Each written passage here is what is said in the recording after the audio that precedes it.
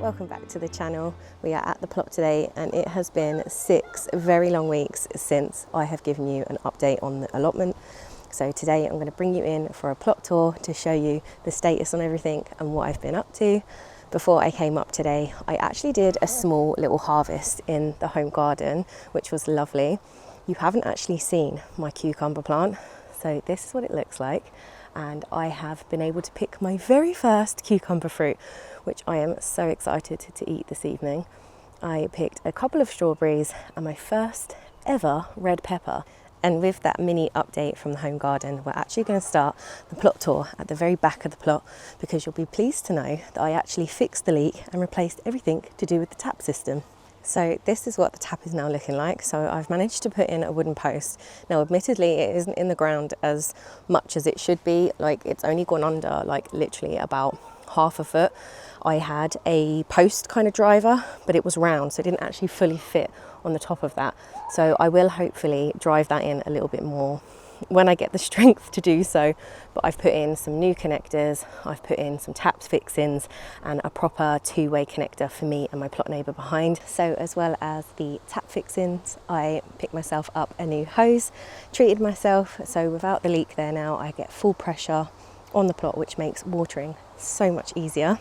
So aside from the tap and the hose, I was actually hoping today to build a brassica bed with you, but I prepped the area yesterday when I came up to the allotment. It was a beautiful sunny day and I thought, oh, I'll get a head start and I'll dig out some of the nettles that are up here so that I can then just crack on with the bed build.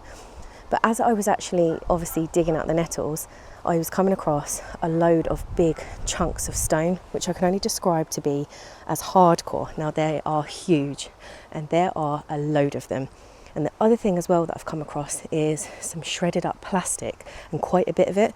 Now it's not shredded up plastic that's what an animal has ripped up. It genuinely looks like someone has put plastic through like a commercial shredder, and I'm not really sure what I'm going to do about that. I do think this area here is going to take a little bit more time. I need to do a good going over to get out as much of the plastic that is here and hope for the best, basically, because it's actually going to be quite challenging to grow in this space with the big rocks that are here, and obviously plastic is a massive no-no. So then just in front of where I'm hoping to put a brassica bed for this season is my 2 teepees that I put up ages and ages ago, and the plants in here have completely shot up. They are running up the poles, which I'm super happy about. So I have a runner bean and I also have a French pole bean scattered in some beautiful flowers, as well as some dwarf beans that are in there. So really thrilled with this, especially my French beans, because I definitely planted those out way too early, but they've bounced back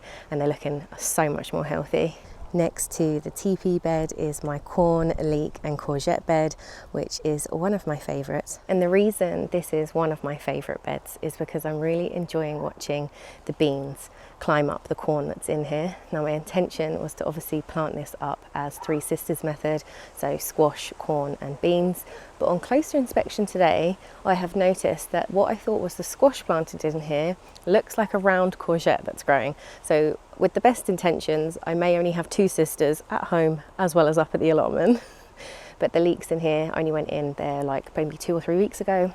The courgettes at the very top of the bed look absolutely wonderful. I'm unsure on the varieties because the birds have actually taken my labels out of the ground, which I'll let them have because that means they're not actually touching any of my crops that are in there. So I also planted up a little calendula in between there just to kind of attract the pollinators in when those courgettes start to flower. And then moving on, one more bed is actually so far my favourite bed because of how much it's producing.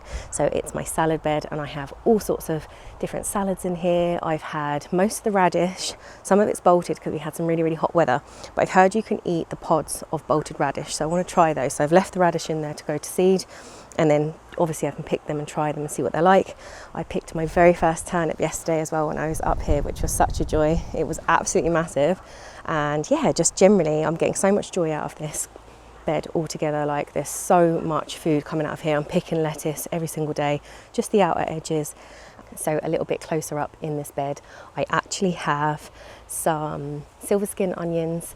I have some Rosso lettuce. I have some spring onions, I have some winter density lettuce, beets, the turnips, radish, some more spring onions and some little red gem. So yeah, overall really chuffed. This is just the gift that keeps on giving at the plot at the minute, so I'm really loving this one. And then I also have a little favourite plant growing in the bed next to the salad, which is fennel. Now the fennel looks amazing. I've never grown it before. I think it's like first time luck with this completely. It's just such a joy to watch it grow. I love the texture on the foliage, and in general I really like eating fennel, particularly with fish dishes, so it's such a joy to see it all bulbing up and looking lovely. Now this is my most challenging bed to keep hold of in terms of like the weeds. In terms of the no dig, everything has been working quite well. Like the roots are generally kind of weakened and I'm able to pull them out and get the root with it, but the bed with the fennel is a little bit more challenging, and I think that's because obviously that was the biggest area of nettles when I first took over the plot, and I think if I was to do it again I would definitely dig the nettles out and then do the no dig method. But for the rest of the plot, in terms of the couch grass, creep and buttercup, like the no dig method has just been such a win and completely saved my back. So a little close up there on the beautiful fennel. I just think it's such an amazing plant and I've had such good luck with that growing. So I think that together with celery, which I actually have next to it, are going to be maybe my staples that I can actually genuinely grow every year without much hardship in Ireland with the climate. So far they are thriving and looking so good. And in between obviously the nettles is my celery, which I grow every single year. I have another variety of celery to put in for a slightly later crop, but this one is coming on really, really strong. And at the very end of the bed are some Swedes, which have been taken over ever so slightly by, I think it was cabbage aphid, I think is what it was. But they're kind of bouncing back a little bit. The foliage is looking a little bit stronger, and there is a little gap at the very end of that bed, which I need to decide what to pop in. So I have a load of seedlings. I'm not sure what we'll put in there, but I definitely need to use that space. So maybe more swede or maybe more celery. I'm not too sure. The last growing space that I have that's underway on the plot at the minute is obviously my potatoes, which was the first sort of growing space that I prepped when I took this allotment on, other than all the clearing that I did. And a lot has actually changed to this area, as you can see. Like, I've obviously topped everything that's in here. I did think that I had a little bit of a blight scare. The foliage on it looked questionable to me. Now I have asked numerous people on the plot. They came in, they've thoroughly inspected it, and they don't think that it's blight at all. They think that it's like a fungal of some sort, but it's not blight because the leaves were crispy. So to be sure anyway, they were pretty much done anyway. So one of the guys just said, just to check it's not blight, dig them up, have a little look at them. So I let him dig up the first plant that was here, and the potatoes were perfect. So I said, oh look, I'll dig a couple of others just so I can have a little harvest for home. So I did that yesterday as well whilst I was up here, and then I went ahead and I just topped everything just in case, to be on the safe side. Now my potatoes probably look the worst out of anybody else's on this allotment site, and I'm not really sure why. None of us can kind of understand it either, but hopefully now next year I get a better crop, and maybe it's just that it's their time. Now they have been in since St. Patrick's weekend, so they are nearing being ready. So maybe it's just timing. So I just wanted to thank you for your patience whilst it takes me a little bit of extra time to create a video and get it out to you guys.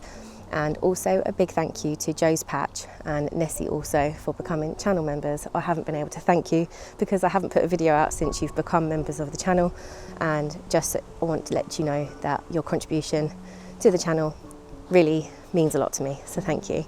I am going to spend the rest of the afternoon weeding the bed at the end so that I can decipher what is celery and what is a nettle, and I will see you back in the garden for another project very, very soon. Take care. Bye.